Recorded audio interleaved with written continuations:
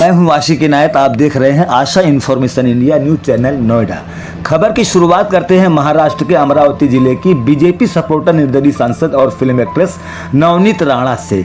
अमरावती में उमेश कुल्हे की गर्दन काटकर हत्या करने वाला मास्टरमाइंड बीजेपी कार्यकर्ता नवनीत राणा का करीबी ही निकला, जिससे नवनीत राणा सफाई देने में लगी हुई हैं। जितने भी गर्दन काटने वाले हत्यारे हैं वो सभी के सभी बीजेपी कार्यकर्ता ही हैं, चाहे वह कश्मीर हो या उदयपुर तथा महाराष्ट्र के अमरावती जिले के सभी हत्यारे बीजेपी के ही हैं। हम आपको बता दें कि ये वही नवनीत राणा है जो मुंबई में विवाद बढ़ाने के लिए हनुमान चालीसा पाठ से सुर्खियों में आई है। आप ये भी जान लें कि बीजेपी मुसलमानों को टारगेट करती है, हत्या कराने के लिए मुसलमानों को कार्यकर्ता बनाती है और बखूबी अंजाम देती है। जो उदयपुर में घटना हुई पूरे देश ने देखी, उसके पहले अमरावती की ये घटना है। उदयपुर में जो सरकार है वो किसकी है, और यहां पर भी जब ये घटना हुई तब किसकी सरकार थी। अब मैं अमरावती क्षेत्र को रिप्रेजेंट करती हूँ। मेरा यही मानना है और यही कहना भी है, क्राइम करने वाला किसी भी व्यक्ति के साथ जुड़ा है वो क्रिमिनल है। तो इरफान वगैरह को आप लोग बिल्कुल नहीं जानते, कोई चुनाव प्रचार में कभी मिले? सर मैं आपको इतना जरूर बता सकती हूँ कि वो मेरे कार्यकर्ता हैं।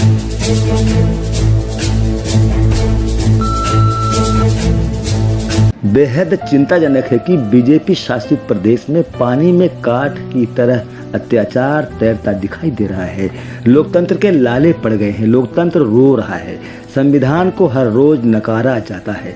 बीजेपी शासित राज्य कर्नाटक उच्च न्यायालय के न्यायाधीश HP संदेश ने बीते 4 जुलाई दिन सोमवार को आरोप लगाया कि भ्रष्टाचार निरोधक ब्यूरो NCB के अतिरिक्त पुलिस महानिदेशक ADGP की खिंचाई करने पर उन्हें तबादला करने की धमकी दी गई थी।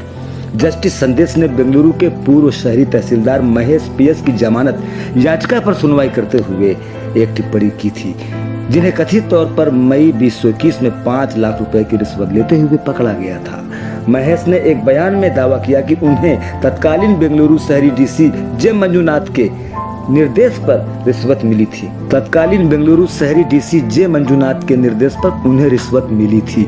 सोमवार की सुनवाई के कुछ घंटे बाद ही NCB ने कहा कि उसने IAS अधिकारी मंजुनाथ को गिरफ्तार कर लिया है। कर्नाटक हाईकोर्ट के जज HP संदेश आहत होकर इतना तक कह दिया कि मेरे पिताजी की 4 एकड़ जमीन है, हम अपनी जमीन जोत बोकर किसानी कर लेंगे, हमें नौकरी से निकाल देने की कोई परवाह नहीं है, हमें नौकरी से निकाल दो, मैं खेती किसानी कर जी लूंगा।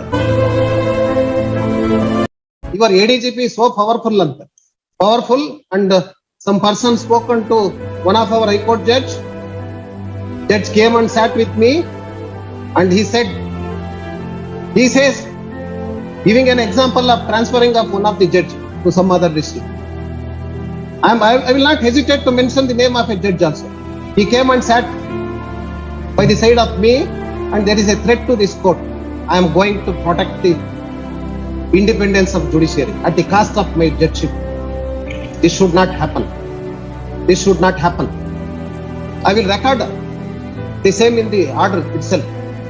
This should not. You people are encouraging such people. Fair and lovely का नया नाम अब है glow and lovely. Fair and lovely का नया नाम अब glow and lovely. Fair and lovely अब ग्लो एंड लवली। क्यों? क्योंकि अब निखार से बढ़कर मिलेगा HD ग्लो। पेश है ग्लो एंड लवली। इसके मल्टीविटामिन गहराई में जाएं, दाग धब्बे घटाएं और चेहरे को दे बेहतरीन ग्लो। नई पहचान का ग्लो, ग्लो एंड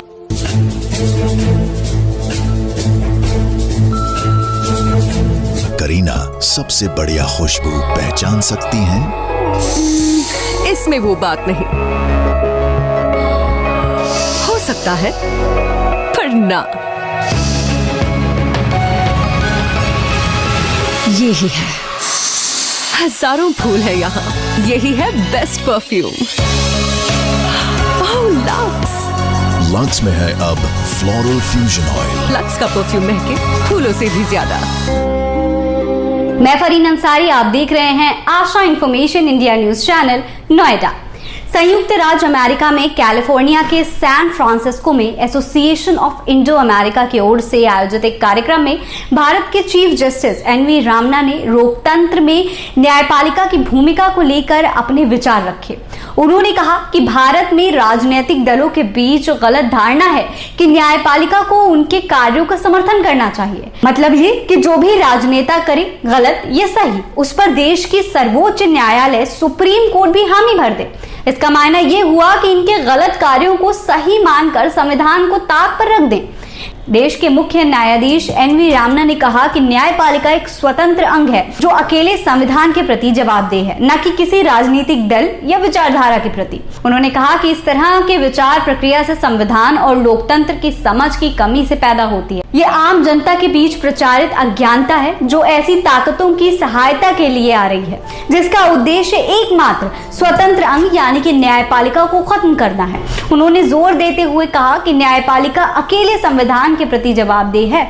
उन्होंने भारत में संवैधानिक संस्कृति को बढ़ावा देने की भी जरूरत बताई। Party in power believes that every governmental action is entitled to judicial endorsement.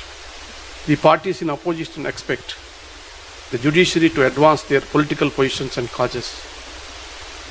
This flawed thinking of all hues flourishes in the absence of proper understanding among people about the constitution and the functioning of the democratic institutions. It is the vigorously promoted ignorance among general public which is coming to the aid of such forces whose only aim is to run down the only independent organ, that is the judiciary. अब तो नौबत ये आ गई है कि supreme court के जज भी बीजेपी और विश्व हिंदू परिषद तथा आरएसएस के निशाने पर आ गए हैं। बीजेपी के अंधभक्त सुप्रीम कोर्ट के जज को ट्रोल कर रहे हैं और भद्दे भद्दे कमेंट्स कर रहे हैं। नुपुर शर्मा के केस में सुप्रीम कोर्ट द्वारा सुनवाई के दौरान की गई टिप्पणी के बाद मामला लगातार बढ़ता जा रहा है। इस मामले में कांग्रेस पार्टी के राष्ट्रीय प्रवक्ता रणदीप सुरजेवाला ने ट्वीट किया है कि नुपुर शर्मा के केस में भाजपा सुप्रीम कोर्ट के जजों को ट्रोल कर रही है। जिस तरह से सुप्रीम कोर्ट के जस्टिस सूर्यकांत और जेबी पारदीवाला को भला बुरा कहा जा रहा है, ये लोकतंत्र के लिए एक बड़ा खतरा है। सुरजेवाला लिखते हैं कि ये न्यायपालिका की स्वतंत्रता के लिए अग्नि परीक्षा है, इसलिए अब मामले में सीजेआई और सुप्रीम कोर्ट को एक्शन लेना चाहिए। दरअसल नुपुर शर्मा के घटनाक्रम में नया मोड़ तब सामने आया जब खुद नुपुर शर्मा की ओर से सुप्रीम कोर्ट में याचिका दायर की गई थी कि उनके केस देश के अलग अलग हिस्सों में दर्ज हैं, कृपया सभी केस दिल्ली ट्रांसफर कर दिए जाएं क्योंकि उनकी जान को खतरा है। इसके बाद सुप्रीम कोर्ट ने सख्त टिप्पणी की और कहा कि उनके एक बयान के कारण देश हिंसा झेल रहा है। उदयपुर की घटना उनके बयान के कारण हुई, इसलिए उन्हें देश के लोगों से माफी मांगनी चाहिए। Chief editor director Ashiq Inayat के साथ मैं फरहीन अंसारी, आप देख रहे हैं Asha information India news channel, Noida. देखिए, सुप्रीम कोर्ट की फटकार नुपुर तो एक मोहरा है, ये एक्चुअली में भाजपा के लिए है। नुपुर को तो बलि का बकरा बनाया गया है। आज ये है, कल कोई दूसरा आएगा। अगर किसी को शर्म आनी चाहिए तो भाजपा को आनी चाहिए। प्रधानमंत्री हर मुद्दे पे बोलते हैं और पूरे देश में आग लग रही है। आज सुप्रीम कोर्ट भी ये कह रहा है प्रधानमंत्री चुप क्यों है। तो ये एजेंडा तो भाजपा का है, भाजपा को शर्म आनी चाहिए। और बहुत शर्म आ रही है कि आज सुप्रीम कोर्ट ने खुलेआम कहा है, तो क्या भाजपा इससे सबक लेगी या आज नुपुर को बलि का बकरा बनाया, कल कोई और होगा। देखिए, सुप्रीम कोर्ट ने दोबारा फटकार लगाई कि जब दिल्ली में एफआईआर नुपुर पे हुई तो दिल्ली पुलिस ने क्या करा। ये भी डायरेक्ट भाजपा पे अटैक है, सरकार पे अटैक है। ये तो वही सरकार है जब इनके सांसद सभा में खड़े होकर दिल्ली में कहते हैं कि गोली मार दो, तब ये लोग कुछ नहीं करते हैं। तो मैं तो कहूँगी कि एक तरफ से ये जो पूरा 8 साल का एजेंडा भाजपा वालों का चल रहा है नफरत फैलाव का, आज तमाचा तो भाजपा सुप्रीम कोर्ट ने उनको मारा है, तो क्या वो सबक लेंगे। मेरे ख्याल से अगर आप मुझसे पूछेंगे, मैं तो कहूँगी एफआईआर गवर्नमेंट पे होनी चाहिए, भाजपा पे होनी चाहिए।